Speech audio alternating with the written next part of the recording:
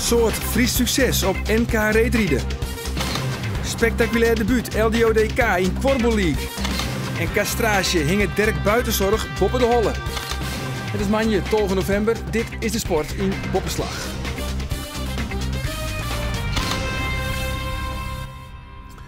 Goejoen, in het komende jaloeren. Zoals altijd omtinken voor de Frieske sport. En Jonkendal neemt de onderwerpen ook nog omtinken voor de topper in het amateurvoetbal. In de eerste klasse F nam de nummer 1 FVC uit Ljouwert het thuis op tegen de nummer 2. En dat is de Jouwer. Dat aanzen nou eerst alles over het NK Oostan. Het Nederlands kampioenschap Oostan zette Freed geweldig uiteen maar de titel van Sven Kramer op de 5 kilometer. Maar de titel van Sven wie net het enige succes. Ook de oren Friesen dienen het poer best. En dat waren soms voor onverwachte medailles. Freed verbaasde Sven Kramer vreun en vijand terug de 5 kilometer te winnen. Nemen, inclusief zelfs, hier toch tot dit de mogelijkheden niet hadden. Een slimme regenblessure, hier moet nota bot plegen. Maar Sven zou Sven het wezen om alles op alles te zetten en alleen voor de prijs te gaan. Maar dat de oudskoorster geen grote risico's neemt, is wel wis. Hij meldde hem af voor het 10 kilometer op snelheid. Elke keer weer benijd hoe hij de inspanning van Freed vertat hier. Ja, goed. Dat kon ik ook wel een klein beetje voorspellen. Want als je kijkt naar de manier waarop hij gereden is, dan is hij in een zone terechtgekomen en aan het eind zijn snelste rondjes gereden. En dat is over het algemeen een teken dat de wedstrijd niet zo heel erg zwaar aankomt en dat je daar goed van kan herstellen. Hij heeft de dag daarna een flinke fietstocht gemaakt, die voelde ook goed. Dus hij heeft hem goed verteerd. Thijs Jongenema stutst nevens alle insiders in grote vorm. Mooi oermacht wordt zijn nationaal kampioen op de 400 meter. Maar juster gaat op de 1000 meter volslijn mis. In steeds van een tweede titel te pakken, waard ze maar tredje in een tijd van 1:48. De oude dagen viel ik me eigenlijk helemaal net zo fit. Een beetje grieperig, heel veel kop in, gewoon een beetje ziekig. Alleen dan was het lauw dat het NK een beetje later is. En dat is nog wat beter geworden. Alleen helaas moesten we gewoon rijden. Daarom ben ik gisteren heel blij met de 400 meters dat het zo goed ging en dat ik hem er nog zo uitknalde. En net mijn perfecte races en net mijn goed lichaam nog zo uitkomen. Helaas ziet er net meer in en wie ik helemaal moe gestreden. Dus alleen een startbewijs op de 400 meter van de World Cups voor Thijsje. Wat wel in goede waan weer is Marit Leenstra. Op de 5 en de 1500 meter pakten zij al een startbewijs. Maar op de 1000 meter zetten ze de kroon op een werk door de nationale titel te pakken. In een tijd van 1:16:39. En is dus al betijd in goede douane. Ik denk dat ik nog wel hulp ken. 2 weken geleden in zo reed ik een super 1000 meter. Toen ran ik gewoon eigenlijk helemaal goed. En toen viel het gewoon heel makkelijk. En alsof het helemaal geen moeite kostte. En toen reed ik een seconde snel daarna. En nu wie ik het ontwerken en wie het heel zwier. Maar ik heb woen en super. Ik ben echt heel blij mee. De vierde titel die Troge Friers in de wachtsleep was, weer voor Jorrit Bergsma op de 10 kilometer. Vreed werd hij tred op de 5 kilometer. Sneun hoop hij Arjen Stroelingen onderweenst op de marathon. Een vreemde tarieting op een NK. Ja, het is soms ook wel heel lekker om even nog een marathon te rijden en soms ook even goed tot Godzee te gaan. En, als je goed uitwerkt en de conditie is goed, dus ik wist dat ik wel goed zou herstellen ervan. En dat bleek goed wel. Van Sjoerd de Vries voor het NK roen u teleurstellend. Op de 400 en de 1500 meter wist hij hem net te plaatsen. Gelukkig voor hem slag het wel op de zijn laatste afstand de 1000 meter, maar een tweede plak. En dat maakt het weekend nog een beetje goed. Maar als je met 1500 meter zie je de schrik er bij Sjoerd goed in. Ja, natuurlijk schrikt wel. En als het net rent, dan als het een goede race, dan doet er volle minder zeer. En juist die er wel echt zeer. Wie echt, mijn laatste rond zit juist wel aan. En dan lijst de hele nacht met tintel in de poort en lijst de bed. En dan is morgens op het de wekker giert en het eerste wat stinkt van villas, hè. En gelukkig voelt mij. Er waren dit weekend ook echte verrassingen op het NK. Riks Meijer was nu een vierde op de marathon, maar met haar trieter hier plaatste haar snij voor de World Cup met een tweede plek op de 4000 meter. Ik heb wel in mijn hol op mijn PR te rijden. Op zich ging het dit seizoen al wel echt aardig. En nu is het hier en dan was het op een mooi chance komt van die PR en dan is het gewoon op het podium. Dat is echt bizar. Dat is het enige gebeurd wat ik ervan mooi ken. Antoinette de Jong uit Rotterdam nog maar Sontje hier en dus junioren pakt het 5e plek op de 3000 meter en dus een startbewijs. Maar wat wichtiger is, het ruime persoonlijke recordsbehaar. 1500 hier voor het eerst onder 2 minuten. Die was echt heel leuk. En ja, juist dan de 3 kilometer. Die ik net verwacht. Iets, ja, bijna 6 seconden van mijn perro. En nu ik van wie net 15 zaterdag, zoiets. Die wel heel erg leuk. Ja, een goed weekend. Wat goed is, komt langzaam, zeggen ze wel eens. Anies Das, 26 jaar oud, riet al zo lang mooi. Maar breekt nou terug. Ze pakte 2 startbewijzen voor de World Cups. Op de 1000 meter en de 400 meter. Ja, elk jaar ook in het gewest maak ik wel mijn stapjes. En dan blijf ik wel op dat niveau. En als ik zo door kan groeien en het blijft stabiel, ja, dan zien we over een paar jaar wel ja, hele mooie dingen misschien. En wie weet al eerder. Anies Das, je gewoon de Wiede Brood in. Ja, ik ga de Wiede Brood in. Ja, en al die Friezen die komen dan na een week alweer in actie bij de eerste Vrootbekerwedstrijd. En die wordt vrienden op het Jerveen. LDODK maken Arune Snoin haar debuut op het hoogste niveau in de Korfbal League. Op een die kwam Blauw-Wit Amsterdam op bezieten. De Amsterdammers eindigen vorig seizoen nog als tweede in de competitie en worden ook dit jaar weer zien als de titelkandidaat. De primeur op het hoogste niveau loopt een soort volk naar het sporthal Kwartswagen. Een lietse 1000 man vindt het pad naar de sporthal. Een onderbakken in, hè? Ja. Is dit waar je het voor doen? Ja, ik denk het wel. Ik zal zijn, we hebben een hele mooie voorbereiding gehad. Alleen ja, nu begint het aan het dekje. Ja, ik heb verschillende spelers. We zijn in de sportbespreking van dit zijn de momenten waar wij van sport en waar wij alles voor doen. En ja, ik hoop dat we een plek van erom krijgen. En als laatste nummer 20, Menno Russen, samen met... De eerste tjinstander van LDODK komt uit Amsterdam en heet Blauw-Wit. En Jan Sjoerd Pol had de Blauw-Witters graag als eerste tjinstander. Ja, ik kan zijn kiezen, maar dan begin ik in Blauw-Wit. Hoe het in Zuidpark weet je nooit, maar van tevoren is dat voor u heel aantrekkelijk het tjinstander om te beginnen. Ik ga het wel bestempelen als het team met de meeste talent om een poot onderschot. En ik hoop dat het eruit komt. Maar van onderschatting is in de beginfase geen sprake. Het is Nederlands topscorers Mark Broeren die zijn ploeg op een 0-1 voorsprong zet. En de voorsprong wordt uitbreiden. De Amsterdammers rennen in no time uit naar 3-0. Hier een doelpunt van Ruud Willemsen. En de schrik slaat dan om het hart bij de fans. Het zult toch net een dikke aardroegpartij worden. Maar gelukkig is daar Marcus de Boer. Hij scoort de eerste treffer van LDODK in de league. En brengt het verschil weer om naar 1-3. Via 1-4 komt LDODK dan stadig gewoon beter in de wedstrijd. Er worden meer duels won en ze binnen toek. Hier is het Betty Jansma al met haar tweede treffer en dan is het zo'n 6. En LDODK die bouwt dat in de eerste helft uit. Met bekeken spul en met een sterk collectief. André Zwart van Oostaan. En dan is er een Gotjeslijn, Jochen Seys. Maar dat wordt het net lang. Want de Amsterdammers, ja, die kennen vanzelfs wel wat. De nummer 2 van de vorige competitie. Die zetten vlak voor het skoft toch weer de voorsprong van 10,5 op de klok. Maar de laatste minuten voor het skoft binnen weer voor LDODK. En Marcus de Boer met zijn tweede treffer zorgt voor 12,5. Een hele lietse marge dus voor de ploeg van Jan Sjoerd Pol. En wat kan er dan in de tweede helft? Nou, in het begin net volle, want binnen een minuut staat Blauw-Wit Amsterdam weer op voorsprong. Maar dan via Erwin Zwart en Sita Bijker wordt het 14-3. En dat lietse verschil blijft een skoft. Maar LDODK zit constant aan de goede kant van de score. De Blauw-Wieters die binnen wat slordig, missen kansen, Ekke Mark Broeren. Gemiddeld goed van zijn 9 goals per wedstrijd. Maar deze keer net. En bij LDODK, daar wordt goed jongen. Daar staat Marianne Visser. En dan is er toch weer 2 puntjes verschil. En de wedstrijd kroept naar de eind. De kans op winst wordt grutter en grutter.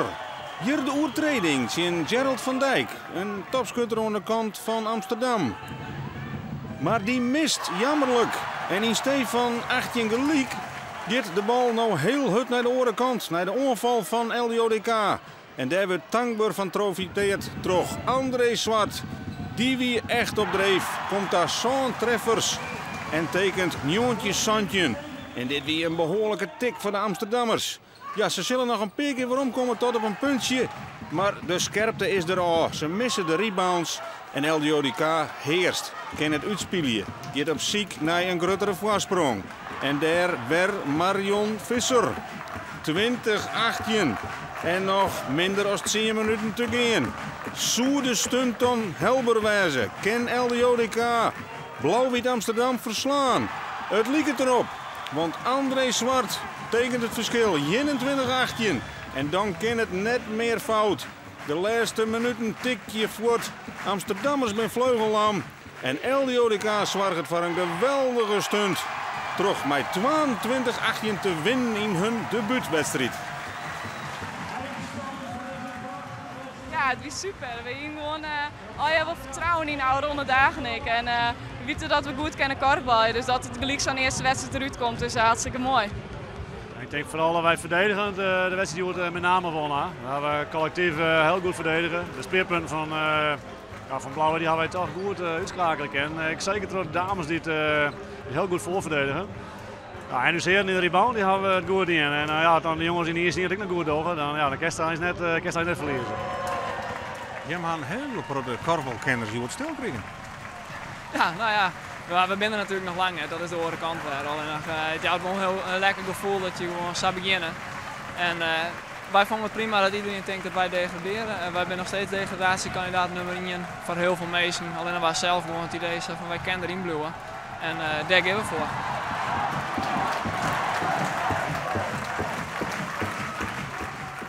Een dreamdebuut voor LDODK. De ploeg krijgt nou trouwens 2 drege uitwedstrijden. Eerst naar PKC uit Papendrecht en vervolgens tegen DVO uit Bennekom. Cambuur had na 3 verliespartijen op Riegen. Arune Vreed werd zijn punt pakt. Het was 0-0 tegen AGOVV. 3 punten pakken tegen AGOVV Apeldoorn. Zo simpel liep de opdracht vooraf voor Cambuur. Dat hier in de beginfase van de wedstrijd goed uit aanzet, maar de voorzet van de Leeuw, de inzet van Skokker en de redding van Nick Hengelman, de keeper van AGOVV Apeldoorn. Daarna zak het in de eerste helft totaal in. En dan is de tweede helft. Maar een prima schot van Oebele Skokker. Die wordt pareert terug Nick Hengelman. En op een ei komt Skokker hier in balbezit. Let op, dit wordt een mooie actie. Een prachtige stift op de latten en de rebound van Hemmen. Maar die stier al boetenspul op het stuit dat Oebele Skokker dat prachtige stiftje losliet. En daarmee wordt de goal dus afgekeurd en bleef het 0-0. Het zou nog zoerder worden voor Cambuur. Want dit tikje van Wout Drosten is goed voor een rode kaart. En dus moet Cambuur in de slotfase nog verder met 10 man. En dan is er nog 1 kans voor AGOVV Apeldoorn. Die komt op naam van Reserveur. Maar hij weet net het doel te treffen. En dat betekent dat Cambuur in AGOVV Apeldoorn teleurstellend eindigt in 0-0. In de maanden oktober volgen wij de eerste klasse in het amateurvoetbal. De klasse met een heel soort Friese ploegen. En ja, gelijk had je zeggen dat wij al lang in de maanden november zitten. Maar lid nou krijgt het oude weekend de absolute kreker op het programma staan tussen de nummer 1 FVC en de nummer 2 de Jouwer. Nummer 1 tegen 2, hè? Ja, dat is altijd leuk. Maar dat is net alleen nog nummer 1 tegen 2. Het is echt Bert Hollander. Het zal net de laatste tijd wezen, joh, hoor. Ik denk net. Het is zijn oude ploeg. Daar werd hij van 2000 en 2004 trainer weer, maar een soort succes. Ik kom in Maarten. Waar dat? Zoetenbouw, hè? Mijn assistent van toen. Is dat soort Maarten hier? Hé, grote vriend. Ja, dat is goed. Ja, met die. Ja, ziet er goed uit. Ja, hè? ja.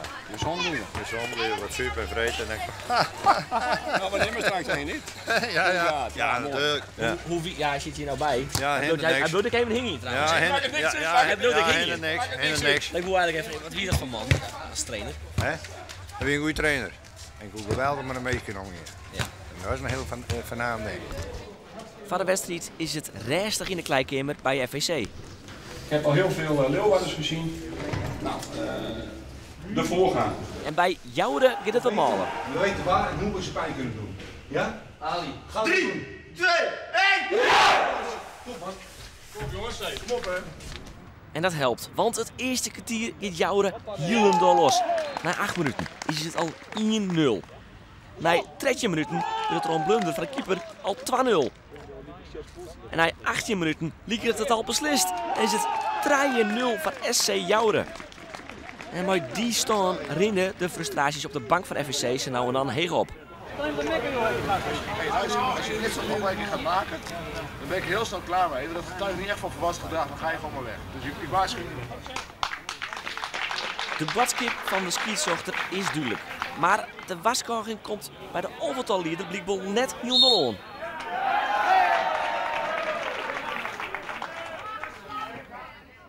Alles onder controle voor Joure, maar FVC krijgt toch wat hulp van de scheidsrechter. De Jouders krijgen namelijk een penalty. Maar om nou te zeggen dat dit een penalty is? Nee. En daar is Joure trainer G. Schouwenaar het duidelijk net mee eens. Nee. Linkerhoek. En dat pikt scheidsrechter alles net. Het rieren nog even maar een gele kaart, dat is het de sham. Maar dat wordt een reden. Sukkel, dat mooi net. En dus mag Gerry Schouwenaar naar de tribune. Tankink benut de penalty van FVC. En dus is het weer spannend en is de rest aan 3-1. Ik vergalopeerde mij gewoon. Ik zei iets wat ik vond op dat moment dat hij was. Wat wie dat dan? Ja, ik zei sukkel. Oh. Wat hij in hem zei dan? Ik zei niks tegen hem. Ja, ik zei ze vallen te gemakkelijk. Dus hij gaat ook weer staan, Ali. Zomaar. Ja. Dan kreeg een gele kaart voor. Er was niks aan de hand, vond ik. Dat is het enige wat je zei, hè? Ja, ik heb hem niet toeschuldigd of niks. Oké. Maar het was dan net de kleedkamer niet? Dat mag toch gewoon, volgens mij, of net? Ik weet niet of dat mag, maar ik hoef daar niet te zijn. Want ik heb mijn leider geïnstrueerd en het komt wel goed. En ik ga geen onnodige... ik weet niet of je moet van het veld af, maar ik weet niet hoe het exact zit. Scheidsrechter. Wij vragen nu zo, als een trainer van het veld gaat, mag hij dan wel in de kleedkamer in de rust? Nee, mag je niet mee. Nee, niet gerust. Oké, niet gerust.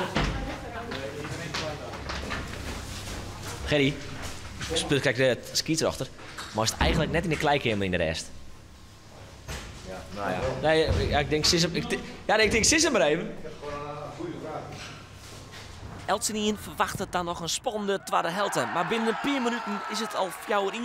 In de eerste helte wie FVC IJshielendal net zo volle minder. Maar ja, hoppa, hier is het al 4-1. En dan is de wedstrijd Hielendal uit en oer. Hielendal als de onvierde van FVC, Geert Faber, ik nog eens een keer een rode kaart krijgt. Trakje Giel en dus eraf. Van de statistieken wordt het dan nog 6-1 en 6-2. Maar Joure verrast en is nou de nieuwe Grutske koprenner. Ja, daar had je natuurlijk niet op gerekend. Je kan alleen maar op hopen. Het was een wedstrijd waar bij hun alles lukte en bij ons alles mislukte. Ben je hem de trochte koprenner op dit uit? Als je de meeste punten hebt, is dat wel zo, ja. Ik heb het idee dat het net echt blij is, maar de scheidsrechter. Nou nee, maar daar geef ik geen commentaar op. Ik heb geleerd van politieagenten en scheidsrechter, daar kan je niet van winnen. Nou, nog een pilsje drinken, maar de scheidsrechter? Ik ga zo meteen even een lekker biertje drinken met de scheidsrechter. Ja, zo'n sukkel is het ook weer niet. Nee, het is gewoon, op zich ben ik de grootste sukkel, want ik had het niet moeten zeggen. Maar Gerry Schouwenaar is wel trainer van de koprenner, de nieuwe koprenner. De Jouwe dus met 24 punten uit 10 spielenwedstrijden. De ploeg had 2 punten meer als FVC. En op het 12e plak zit OMB uit Drachten. Tak hem seizoen de nieuwe club van Cambuur-trainer Henk de Jong. Een castrage, dat hing het us hinder Dirk Buitenzorg boppen de holle. Sterker nog, de datum is al pland. Want Dirk is jong, wild en hij wil wat. En dat kun je eigenlijk net broeken bij een draafhinder. Hij moet de kop erbij horen. En dus denkt trainster Sjoukje Wagenaar dat een castrage het beste is. De vorige keer in de serie Dirk Buitenzorg. Het is eigenlijk Joetsa erop of eronder. Hij is eruit. En dan springt er nog voort. Dan skaart er nog niet boeten. Dus dat is het teken van jongens, ik wil ontlanger. Ik denk dat het wel verstandig is om hem om te castreren.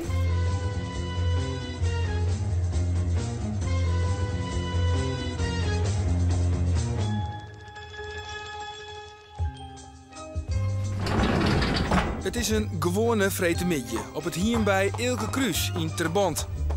Ilke is aan het forjen. Dikkie zet de hinders in het loon. En Roel Wagenaar, de huid van uw trainster Sjoukje, zal Dirk op stal zetten. Als hij was Henks gedraagd is een nadeling, en dan heb ik, maar dat weet ik ook nog, dan weet ik het niet. 1, 2, 3, 4, 5, 6, 7, 8, 9, 10. Tellen van tevoren en uit die tellen, dan zul je het wel. Wielst Roel Wagenaar us Dirk ophelpt, vregen wij Ilke Kruis of hij ook vindt dat Dirk castreerd worden moet. Ik heb daar mijn twijfels over, maar goed, Sjoukje traint hem, dus die heeft de zeggenschap er ook over. Als hij denkt dat het beter is, Nou, ik denk dat ze dat vindt, oors ding ze het net. Maar ja, er wordt verschillend beoordeeld. Maar goed, dat heeft ieder zien. Ja, dat denkt iedereen oors over. God, wat is benauwd was, dat is hetzelfde aan het eerst. Daar had er me haast bieten en daar had er me bieten. Maar hij had je op beeld, denk ik, hè? Op dat moment komt Sjoukje in haar witte Mercedes onrieden. En ze shot gelijk dat Dirk net meer boeten stiert. Waar is hij? Hij je maar binnenhellen. Die houdt. Oh, hij stond het net in.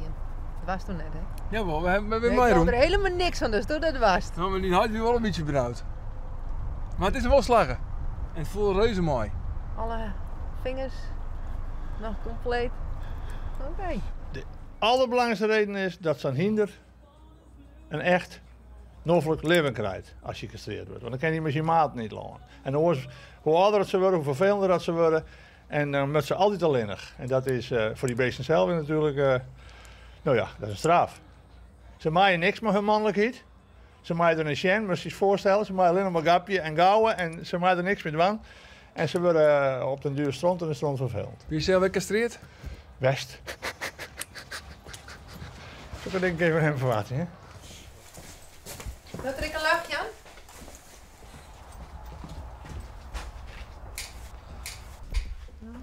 Aan. Is het zo goed? Nee. Is het nou goed? Dat weet ik net. Als deze zijn, En maar die oren nog. dan moet er Ja, niet dat zijn. meer ik al. Ja. Ik kan zo net zien, nou loopt net in het, maar hij wordt gewoon eigenlijk strontvervelend. Dus hij wordt gewoon eigenlijk te sterk. En hij is net meer met zijn werk bezig. Dus hij begint een beetje te bieten en begint wat te klauwen met zijn voorvoeten. En als hij voor de kar rent, ja, heeft hij druk met oren ding. Voornamelijk met de vrouwelijke is maar. Zie je, want toen hij kwam, dan heb ik een streep gezet. Net helemaal lief toen hij kwam, maar een paar weken daarna. En dit is het streepje, dus zag je dat wie die eerst? Op het tip. Zag je dat wie die eerst?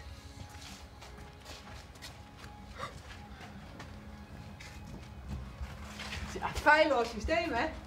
Nou? En Sagret is hij nou? Sagret is hij nou. Wat een goed systeem. Ja, dit Ja, is toch? de systeem. Bij mij is altijd op het titten. Ja, behalve ze liet ze binnen, dan net. Nee, dan ben er oren liggen, weet je, maar meer. Vreed Oerewieke, de 23 november. Dan gaat het mes erin. Dan moet Dirk even herstellen en dan zo gauw als mogelijk weer trainen. Hij wordt natuurlijk iets milder normaal bij, dus dan ja, vindt hij alles ik wat gauwer goed. Dus dan kan je normaal bij goed trot trainen en dan zullen we eens even zien wanneer we dan koersen kennen. Ja. Want koersen, dat doen we. Ja toch? Ja toch? Daar zitten we net doorheen. Ik net een moment. En de grote vraag is dan, wat vindt Dirk zelf van de castratie? Eerlijk zijn, krijgt hij er een slappe van. En tak op sneun, dan is het trouwens een bijzonder moment voor Dirk, maar ook voor u als sportredactie, want bij de Prijs der Giganten wordt dan de eerste en enige echte glossy hoe Dirk buitenzorg presenteren. Met prachtige foto's en ook alle verhalen hoe Dirk ontnota. En donateurs, die kinderen weer vergezen, dus ontjen, zo ik zou zeggen. Ontzag de sport. Op deze manje toont je meer sport dan in het Boppenslagcafé en dan zit het ijshockey centraal. Nog een hele gezellige joen.